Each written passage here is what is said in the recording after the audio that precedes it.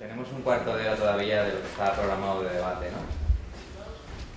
Bien, pues si os parece, abrimos una ronda de comentarios, preguntas, si queréis, sobre las conferencias que ha habido ahora, sobre las anteriores, como prefiráis. Solo dos preguntas. Una al primer grupo de profesores de Estados Unidos. Mucha de esta documentación de viviendas que han puesto ustedes en Monterrey y pertenecen a familias españolas que en aquel momento tienen exportación de vino, exportación de productos, y tenemos la documentación. Tenemos más de 4.500 archivos de familias españolas. Tenemos la documentación de las obras, la contabilidad, porque alguno de los hijos o alguno de los empresarios traían la contabilidad. O sea, alguna de esas casas de Monterrey, por supuesto Veracruz, Zacatecas. Nosotros en Zacatecas, sobre familias de La Rioja, hemos encontrado la exportación del siglo XVII, a partir del siglo XVII, 7 u 8 palacios de Zacatecas y de la documentación día a día de la contabilidad, los que iban en barco y trabajaban rejeros y tal.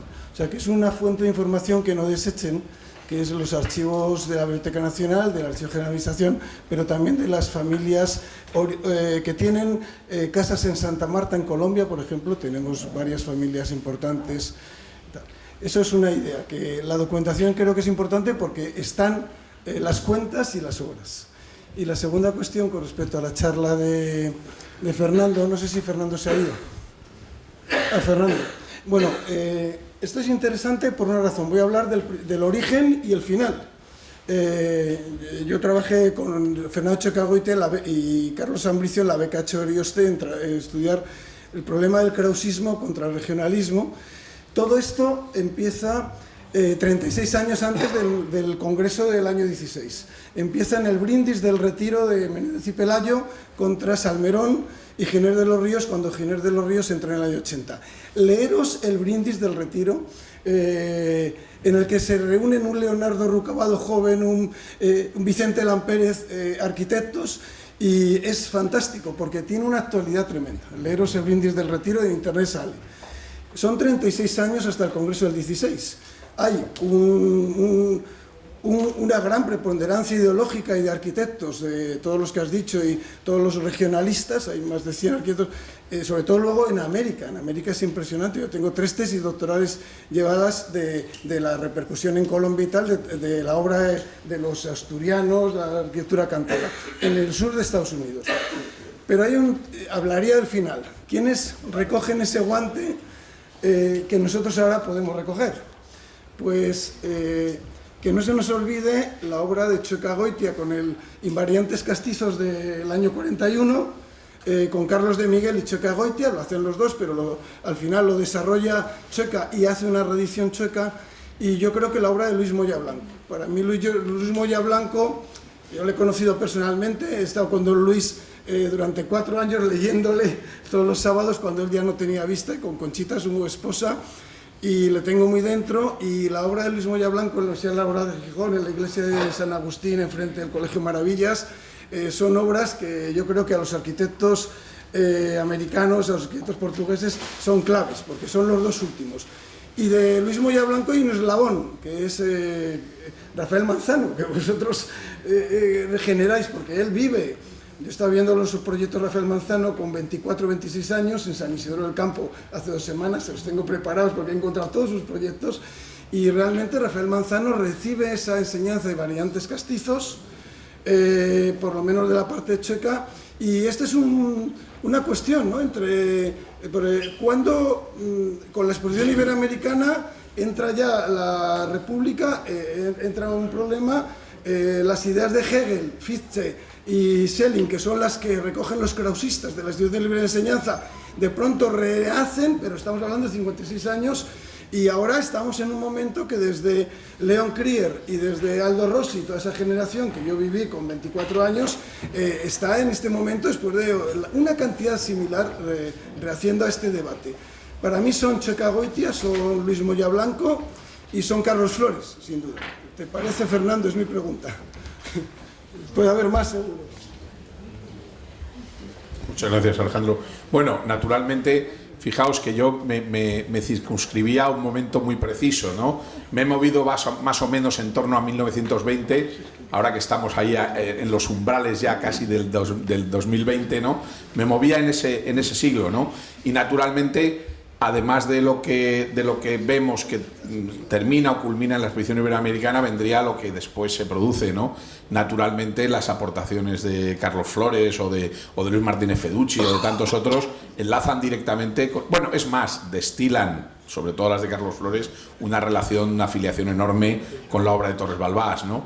Pero, y por supuesto estoy de acuerdo sobre lo que mencionas de Fernando Chueca o de Luis Moya. No olvidemos que después de la Guerra Civil, la Dirección General de Regiones Devastadas va a trabajar básicamente sobre esos mismos temas, y una línea también de filiación muy interesante es la que hacen, por ejemplo, los Cárdenas. Manuel de Cárdenas Pastor, el hermano de Ignacio de Cárdenas, el autor del edificio de la Telefónica, va a trabajar en algunos temas regionalistas, tiene obras en Deva o en otros lugares totalmente regionalistas, y su hijo, Gonzalo de Cárdenas Rodríguez, va a ser subdirector general de Regiones Devastadas y va a publicar unas colecciones de dibujos, ¿no?, que conocemos precisamente gracias a su hijo Javier, que es catedrático emérito de esta escuela, y que se han publicado, de las que hemos ido pues un poco haciendo algunas publicaciones, que son magníficas, ¿no?, para entender también un poco ese recurso a la tradición y a las arquitecturas, distintas arquitecturas regionales, que Regiones Devastadas documenta, ¿no? Y en esto podríamos incluso ver las aportaciones del propio Pedro Muguruza, porque casi siempre estamos pensando, después de la guerra, en la arquitectura imperial y en esas miradas, digamos, más totalitarias o más clasicistas, pero hay también una línea mucho más modesta, ¿no?, si se quiere, y más relacionada con esto, ¿no? Entonces, creo que efectivamente aún está por escribir, ¿no? Bueno, o por de alguna manera resumir, ¿no?, la gran cantidad de cosas y sobre todo lo que tendríamos es que ver de qué manera se han producido las relaciones de eso con las arquitecturas que en algunos casos estamos viendo un poco aparecer ahora, ¿no?, en este momento, ¿no?, en España, ¿no?, con el regionalismo, entre comillas, si es que existe, ¿no?, porque sería también discutible, ¿no?, si hoy podríamos hablar realmente de esto en la arquitectura española, pero desde luego son autores todos ellos de muchísimo interés, ¿no? Y por supuesto lo que lo precede, como tú referías, la ILE, todo el tema que subyace, ¿no?, digamos, a la renovación del pensamiento universitario español en las últimas 2 décadas del siglo XX, y que precede, digamos, a ese pabellón de Urioste de París de 1900, es clave, ¿no? Así que me parece clave, vamos. Thank you. I have a problem for Professor Robert Adam. Hi, I am from China, and I'm very excited to see some Chinese examples in your presentation. And I think you must have been China for many times, and you visited some countryside. And there is a problem, which is that in the countryside there are few people living there, and almost they are the old peoples, and no young people want to live there. They also don't want to build the house in a traditional way. So the built heritage in the rural environment, they are in danger of disappearing. So I want to know what's your opinion about this. And I am wondering whether there is the same situation in United Kingdom during the urbanism process, and what's your experiences to deal these kind of problems? Thank you. Thank you. I did notice that in the villages in China, as you say. I don't know the answer to the problem. There was an interesting parallel in Poland. The interesting problem they had in Poland is when the communist regime collapsed, there were a lot of rural buildings which were very attractive to non-Poles. The problem they had was that these buildings were associated with poverty. And so because the buildings were associated with poverty, people didn't want to live in them anymore. There are only two answers, in my opinion. One is legal, where you say, well, we think they're very good, you should preserve them.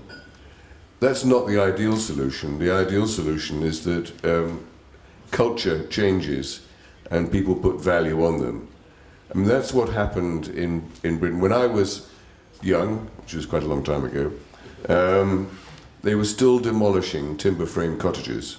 In fact, my wife's family was selling them, because they owned quite a lot of them, for the timber, for the big beams. Within 5 or 10 years, they started to be preserved, and within 10 years of that, their value started to go up because people wanted to live in them. And I think the real problem is getting over that bridge. I think that bridge has now been got over in Poland. There's a moment when people associate indigenous buildings or vernacular buildings with poverty and a poor way of life. And somehow there will come a moment when that changes, and that the problem is managing that moment. In Britain it was done with law. I mean, things were preserved, but actually the law really followed after. The law was created because the problem existed. Very often laws come into existence not in anticipation of a problem, but because a problem exists. In my view, these are the only two answers. The other one, of course, is to stimulate the economy of rural regions, but that doesn't necessarily work either. In my view, the most effective thing in the end is that people in general actually start to value and appreciate these things. And unfortunately that takes time, and unfortunately that often means there is destruction on the way, and the only way to deal with that is with law. I would like to focus on Robert's third point. We've been talking today about vernacular architecture in a largely limited architectural way, but every aspect of vernacular architecture, from its destruction over time, through overdevelopment, through its abandonment, through the Chinese example of letting go of rural areas and so on, all of it has to do with issues of both administration and public policy. And as long as we think of this architecture as being an isolated subject relative to the whims of developers and architects in a private execution way, I think we're selling this process remarkably short.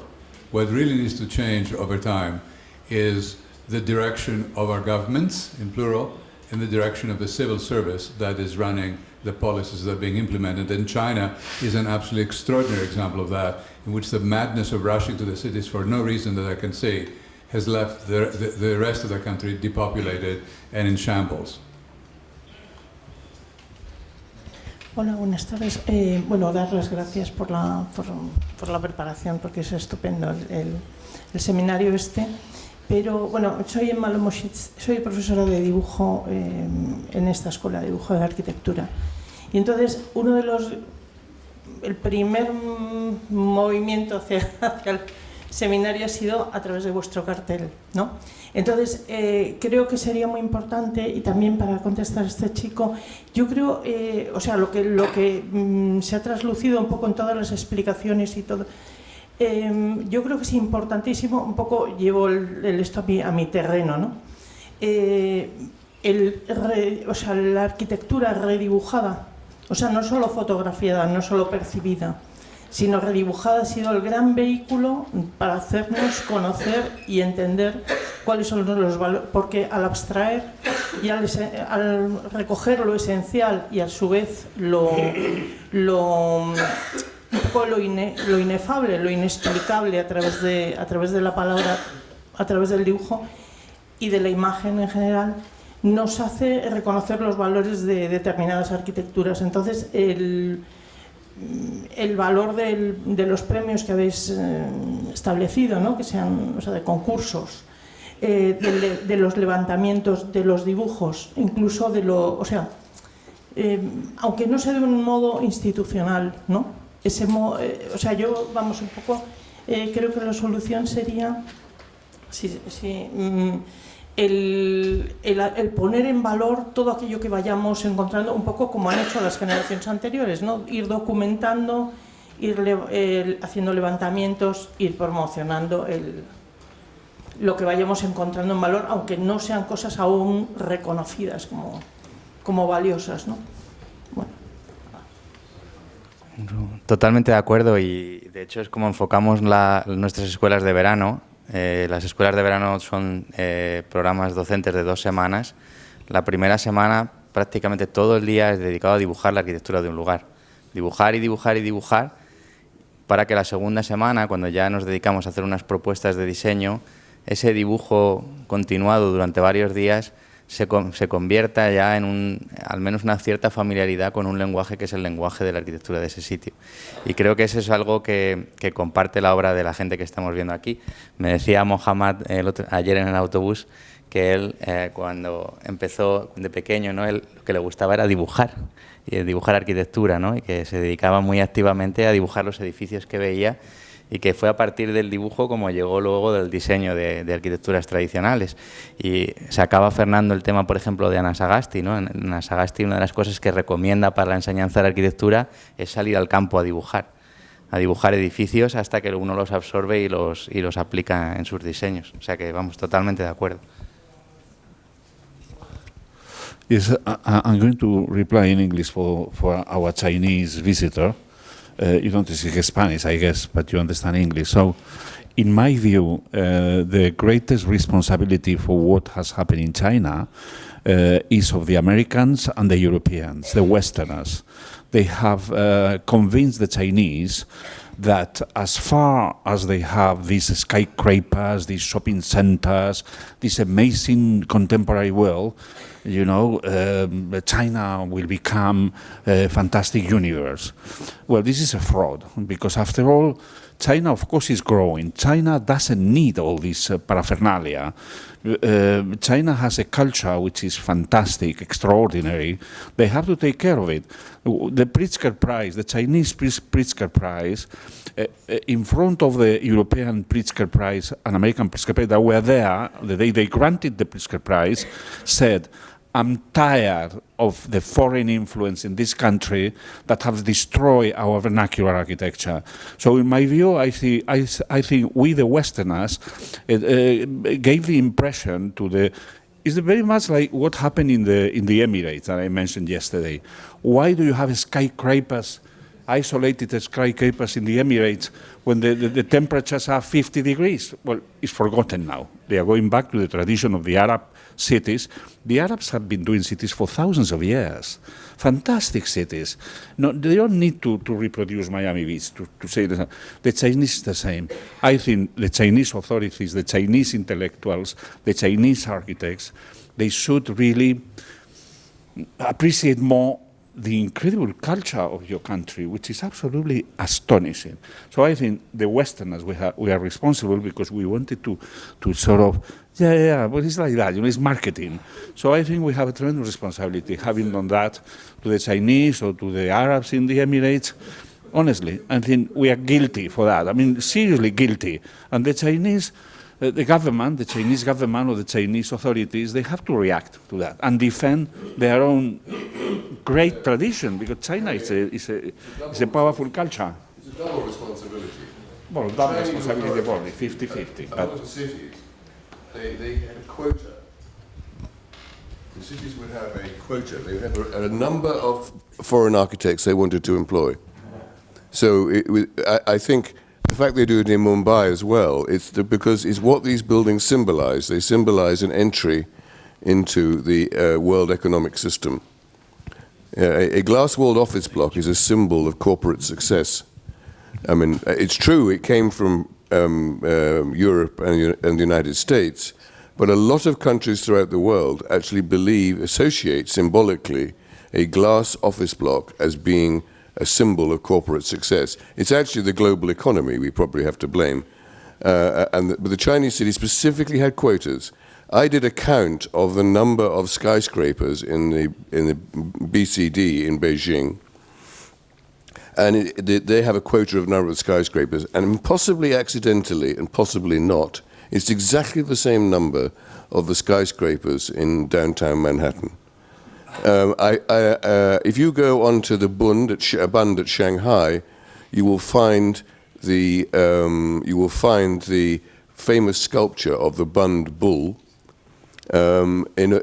symbolizing the relationship between the Shanghai stock market and the Wall Street stock market. This is a big issue, and I think every country shares this problem.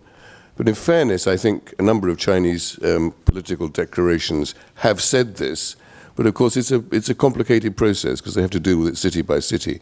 Interestingly, when the Russians were more influential in China, which they were in the late 40s and early 50s, and you see their buildings in Beijing, they make because they were Beaux-Arts trained, I mean basically they had a Beaux-Arts training in Russia, they introduced a kind of architecture which was quite large scale, quite Chinese, but actually when you look at it closely also quite Russian.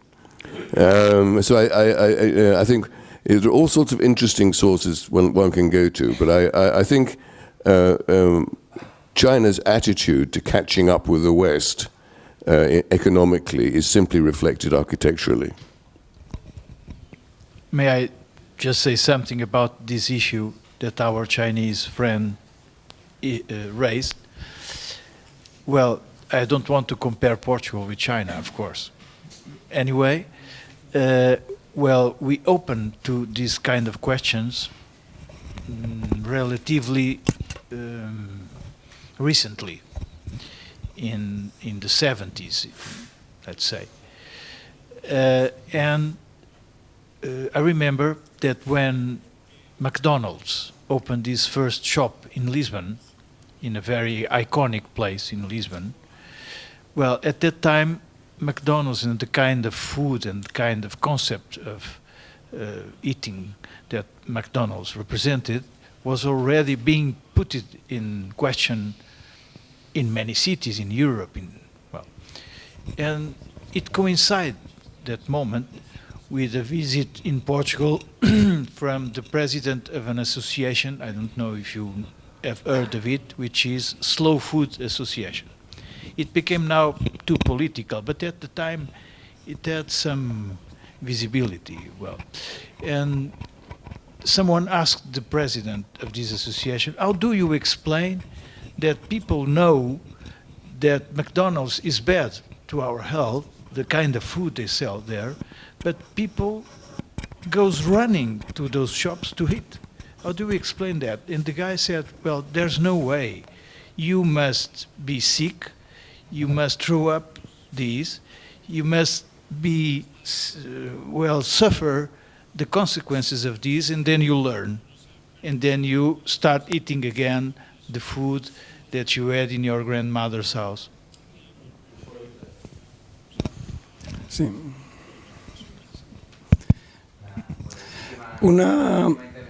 Yo trabajo en el medio rural trabajo en el medio rural y en la arquitectura despoblada en España. En España tenemos 5.500 pueblos despoblados desde hace más de 20 años, pero tenemos 15.000 con un índice de habitabilidad menor que Laponia, menor que el desierto del Sáhara y menor que los habitantes kilómetro cuadrado que el norte de Canadá. O sea, hay una larga experiencia. Yo te digo una cuestión desde el punto de... ¿Eres arquitecto? ¿Eres arquitecto? Ok. Eres colega, eres arquitecto. Hay una cuestión clave. Ayer lo dijeron los premiados. Ellos no proyectan con cámaras de aire. Ellos no proyectan con aislamientos. Hemos publicado la semana pasada en México un libro de detalles constructivos de arquitectura rural. Se ha presentado en el SIACOT de Oaxaca, detalles constructivos de la arquitectura campesina y rural. Ahí hay 30 detalles nuestros españoles y de México y de varios países. Estamos demostrando a la industria, estamos demostrando al comercio que las estructuras de compresiones, las estructuras de adobe, las estructuras macizas sin cámaras de aire, sin aislamientos de vitrofit o hechos con derivados del petróleo, son más eficientes energéticamente, son casas con mayor confort y son casas en las que, además, yo no estoy de acuerdo que la cal de Morón sea más cara, a mí me sale más barata, os puedo hablar de precios, y además son más económicas, porque los rendimientos del hombre son más eficientes que los rendimientos del hombre con la máquina que tenemos hoy en día. Entonces, yo te diría que una solución que en España se está trabajando, tenemos mucha experiencia, es que los resultados de sostenibilidad, de ahorro energético, nosotros estamos haciendo en Mallorca, hay una normativa muy exigente de que se puede construir con piedra, pero no con hueco doble o no con termarcilla. En el medio rural, en terreno rural. la casa de Uzon es así. Nosotros estamos haciendo 3 casas rurales en Mallorca. Las hacemos con piedra, son mucho más eficientes y más baratas con piedra de Mallorca. Esa vía de sostenibilidad, de economía, aplicarla en China, ya veréis cómo... yo no estoy muy de acuerdo con lo que ha dicho Javier, porque a mí me parece que el problema de la destrucción del patrimonio chino empieza con la revolución cultural y Mao.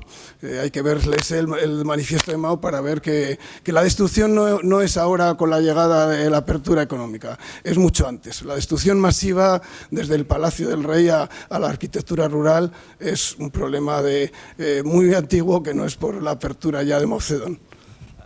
I won't take long. The problem of China is a problem that occurs all over the world. And we're speaking about vernacular, but we look at vernacular as a style. We cannot understand vernacular as something that's grew up because we're modernist.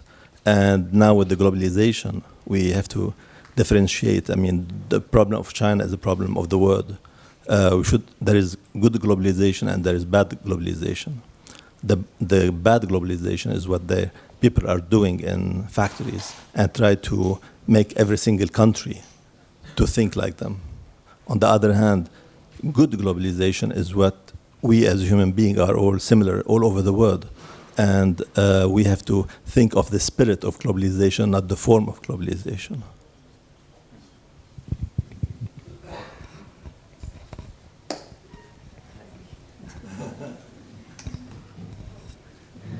Bien,